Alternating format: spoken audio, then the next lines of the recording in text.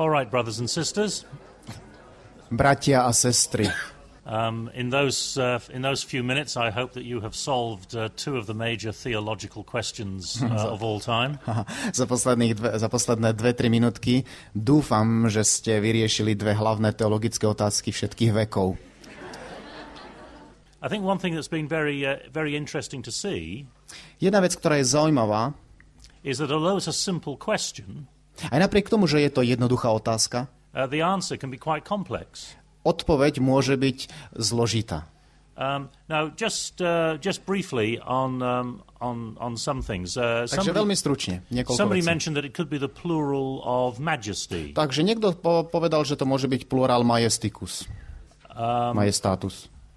For example, Queen Victoria in Great Britain. Napríklad kráľovna Viktória v Anglicku. On one occasion, v jednom prípade, I think somebody told a joke in the palace. Niekto raz povedal vtip v paláci. And she said, a ona povedala, we are not amused. Nás to nerozosmialo. Who was not amused? Koho to nerozosmialo? Well, she was not amused.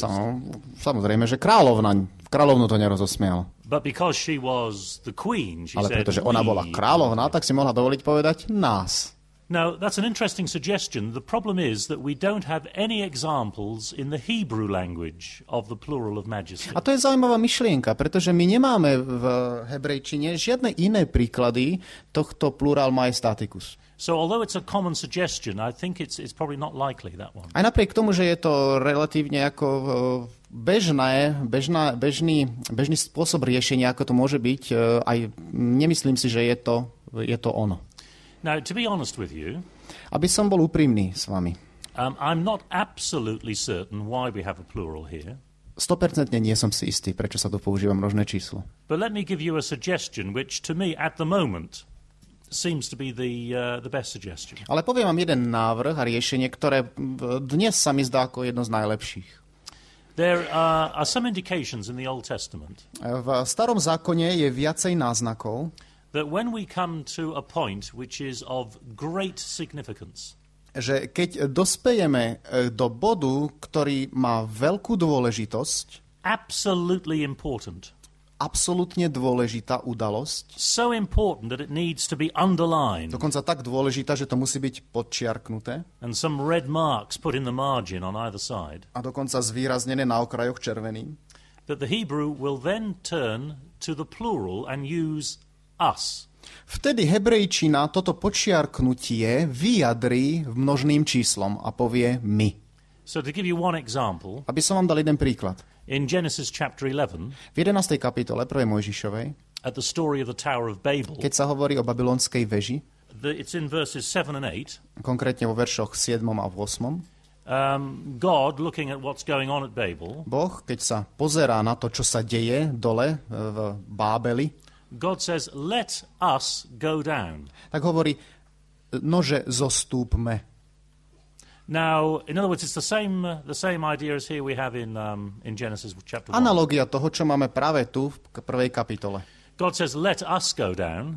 Boh hovorí v tej 11. kapitole, zostúpme. But who goes down? Ale kto ide dole? God himself. Pán samotný. So there you have probably the example of a let us, in order to underline just how important this action is going to be. Takže tu sa javí, že príklad používania plurálu množného čísla poďme, zostupme, znamená, poukazuje na dôležitosť, aké kriticky dôležité je, alebo kriticky dôležitá je táto udalosť. And just how important that event was, a práve to, aká dôležitá tá udalosť bola, we are illustrating here this morning. To sa snažíme povedať aj dnes ráno. The fact that I cannot really understand you, toho sme svedkami aj dnes, keď ja nemôžem rozumieť vám, and most of you cannot really understand me, a väčšina z vás nemôže porozumieť úplne dobre mne. Without a translator. Bez toho, aby tu sedel tlmočník. It was a very important decision, which is still with us. Mať tlmočníka bolo veľmi dôležité rozhodnutie. So possibly, what I would suggest, just possibly, takže je to možné, a rád by som je navrhol, we have in the creation of human beings let us. Takže v rámci stvorenia ľudských bytostí, keď sa hovorí správme, učiňme, because now we have come to the most important act of God's physical creation. Znamená, že sme sa dostali k tomu najdôležitejšiemu obdobiu, prvku Božieho hmotného stvorenia. Creating a being in God's image. Tým, že tvorí bytosť na jeho obraz. Absolutely unique. Absolútne unikátnu. Now, I'm sure we'll probably get some more discussion on that later. Som si istý, že toto rozprúdi viac diskuzie neskôr. Now, that was the plural. Takže to je prvá otázka, teda prečo sa používa my, učiníme. Now, briefly, can we just get some quick reaction Takže on v krátkosti what you think the image of God? Niekoľko krátkych spätných väzieb, teda o tej druhej otázke, teda čo to znamená byť stvorený na obraz Boží, podľa vás? So we're saying it's not so much physical, but it's at a different level, at a spiritual level. Áno, takže ani perhaps. tak nejde o tú hmotnú podobizňu, ako skôr na tej duchovnej úrovni. Yeah, áno. Good. Okay, we'll come back to that point. Ešte sa k tomu dostanem o minútku. Yes, okay, so that human beings have certain qualities that other parts of God's creation don't have. Čo vlastne poukazuje na určité kvalitatívne vlastnosti, ktoré iná časť stvorenstva nemá. And then in some ways this reflects God's characteristics. Áno, v určitom svetle toto vyjadruje a poukazuje na Božie charakteristiky. I think just on the previous point, sometimes when we think about being in the image of God, we emphasize what we are. Takže ešte budem reagovať na tú predošlú otázku. Keď sa hovorí, že sme spojení a že sme stvorení na obraz Boží, teda často sa zdôrazňuje, čím sme. But this point here about having some kind of dominion over the animals and so on. Ale tu tento názor hovorí, že viac menej je, čo máme, čo je nám zverené, teda nadvláda nad zvieratami. Suggests that it's not just what we are, čo by znamenalo, že nejedná sa len o to, čím sme, but also what we do. Ale čo robíme. And I think that's a very important point that you raised. A je to veľmi dôležitý pohľad a ďakujem, že si ho povedal. The idea of making decisions, okay, so that in some ways we're independent. Áno, spôsob rozhodnúť sa, ako keby poukazovalo na mieru nezávislosti, určitú mieru nezávislosti ako ľudských bytostí. Well, thank you. We've had a number of quite interesting comments takže sme on mali that. veľmi zaujímavé pripomienky, názory. Let me just try to bring some of this together before we Takže snažím sa to trošku take a break. zosumarizovať predtým, ako zoberieme nejaké minútky prestávky. I think we can say a lot about what it means to be in the image of God. Je určité, že mohli by sme povedať veľa. Čo to znamená byť stvorený na obraz Boží? But if we reduce it to its basic elements, ale pokiaľ to redukujeme na základné prvky, I think the very least that it means when it says that God created human beings in his image. Takže to pri najmenšom, čo to môže znamenať, keď sa hovorí, že Boh stvoril ľudské bytosti na svoj obraz, is that in some way or another it brings God and human beings together in some je, že way. určitým spôsobom to zbližuje Boha a ľudské bytosti. We are in the same kind of sphere in some way or another. Ako keby sme boli v tej istej sfére. That is, we are brought together so that a relationship between the two is possible. Nejakým spôsobom sme pozvaní dohromady k Bohu, aby bolo možné nadviazať vzťah. If we are created in the image of God and in some way reflect God, it means that in some way or another, God created us with the capacity to have a relationship with Him. Ak sme teda stvorení tak, aby sme odrážali charakter Pána Boha a jeho obraz, tak určitým spôsobom, ako keby Boh nás pozval, aby sme aj v tom vzťahu, ten vzťah mali s ním.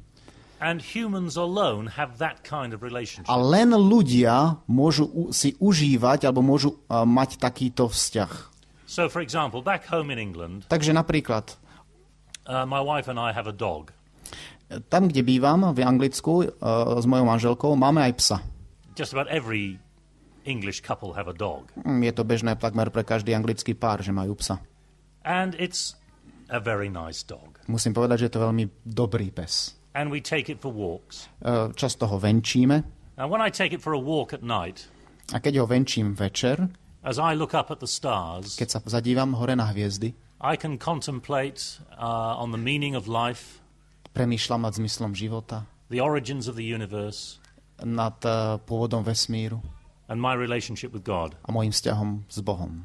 But as I'm walking along, leading my dog along the A pavement, keď takto kráčam a môjho psíka mám na vodítku a kráčam po chodníku, I don't know for certain, nie som si istý, but I doubt very much whether our dog is thinking, what must I do to be saved? ale veľmi pochybujem nad tým, že pes si kladie otázku, Pane, čo mám spraviť, aby som bol spasený? Human beings are created in the image of God, and that is a unique capacity that human beings have. Ľudské bytosti boli stvorené na obraz Boží a to je unikátna vlastnosť, ktorou boli obdarované. Now remember, Genesis wants to say that we have many things in common with the animals. A pamätajme na to, že Genesis začína s tým, že hovorí, že my máme mnoho vecí spoločných so zvieratami. We're very similar to the animals. Dokonca niektorým sme veľmi podobní. But there is something which sets us apart. Ale je niečo, čo nás predsa len oddeluje. So that's what we are. A takže tým sme. And then I just very briefly want to come back to the point that was made by somebody over on A this ešte sa side. chcem vrátiť práve tam k tej jednej pripomienke z tej That strany. I think that Genesis does give us part of the answer in verse 26, V 26. verši nám Genesis dáva čiastočnú odpoveď, where it says, "Let us make humankind in our image, kde sa hovorí, učiňme človeka na svoj obraz and let them have dominion over." a nech vládnu nad. In other words, what we do reflects what God does. Inými slovami, to, čo my robíme, ako keby odrážalo skutočnosť, čo Boh robí. So God created us with the power to have authority over his creation. Boh nás stvoril so schopnosťou vládnuť nad jeho stvorenstvom. God's representatives in this world. Boží zástupcovia na tomto svete. Now, let me just finish this section by making another point about how this relates to the world at the time when Genesis was written. Rád by som ukončil tým, že ešte poznamenám, akým spôsobom toto môžeme zapracovať do toho kontextu toho, čo sa vtedy myslelo, keď bola kniha Genesis písaná. If you read other creation stories, Ak čítate opäť ďalšie príbehy stvorenia and you look at other religions at the time when Genesis was written, v iných náboženstvách a filozofiách v dobe, keď bol Genesis písaná, then nature was a hostile power. tak potom príroda predstavovala určitú nepriateľskú mocnosť. It was a hostile power opposed to human beings. Určitá nepriateľská mocnosť, ktorá bola proti ľudskej bytosti. They were oppressed by the world surrounding them. Dokonca ľudia boli utláčaní svetom okolo nich. Nature was something to be feared. Teda prírody sa mali báť. But Genesis says, Ale Genesis hovorí, no. nie. Human beings are in this world to represent God in this world. Ľudské bytosti boli vsadené do tohto sveta, aby v ňom predstavovali Boha. And we are to act in this world as God would act in this A world. máme tak reagovať tým, že sme na tomto svete, ako by reagoval Boh, keby tu bol on miesto nás. For we are made in his image. Pretože my sme stvorení na jeho obraz. We are not oppressed by a hostile world, Nie sme utláčaní tým nepriateľským svetom okolo nás, but to live in a world which has been given to us as a gift from God. ale máme žiť vo svete, ktorý nám bol daný ako dar od Boha. And when we do that, A keď takto žijeme, we are living as the image of God. tak naplňame svojim životom obraz Boží.